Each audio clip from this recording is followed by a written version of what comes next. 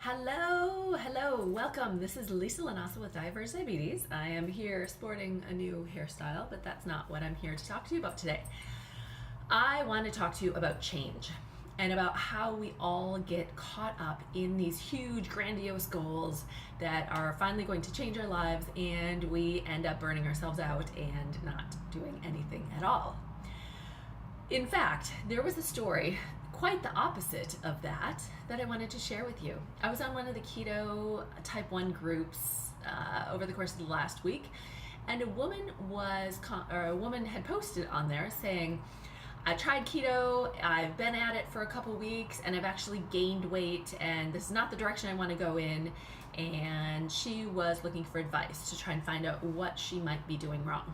And there were all sorts of great comments saying, okay, check your fat intake, log your foods, start exercising, drink more water, watch your electrolytes, all of those pretty standard recommendations for keto or for low carb.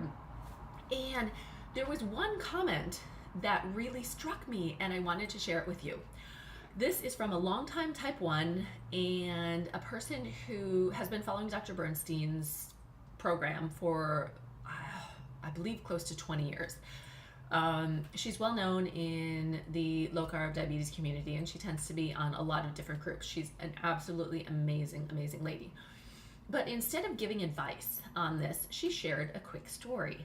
And now the story that she said was that a year ago, or a year and a half ago, or something like that, some short amount of time ago, she also had some weight to lose. She had about 10 pounds to lose.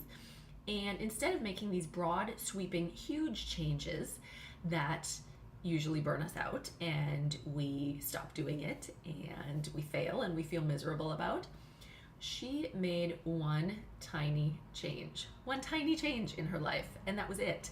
She decided to change her breakfast. So instead of having 3 eggs and 3 pieces of bacon every day, she switched it to 2 eggs and 2 pieces of bacon every day. And over the course of a year doing that, 2 eggs and 2 pieces of bacon, she lost over 10 pounds. And it was that one tiny change sustained over time that made all the difference.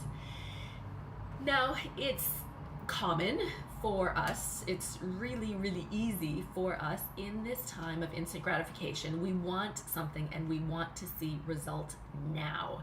That's why New Year's resolutions never work, because usually we are super excited about something and we set these huge goals and we're finally going to change our lives, and we get the gym membership and we start logging our foods and we start eating differently.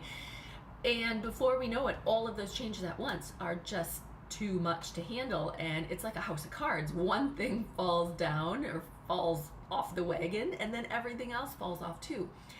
And so the beauty in this story is its simplicity. One tiny change sustained over the course of not 2 weeks, not a month, not 6 months, but over a year can make all the difference.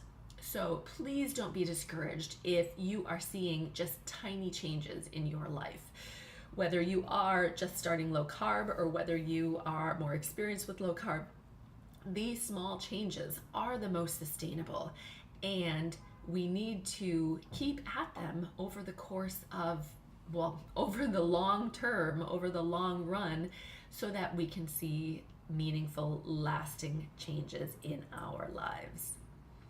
So I hope this story touches you as much as it did me. It was just the perfect example, so brilliantly written, and obviously it came from a place of much experience and much love. So I really wanted to share that with you. Hopefully it makes as much of an impact in your life as it has in mine.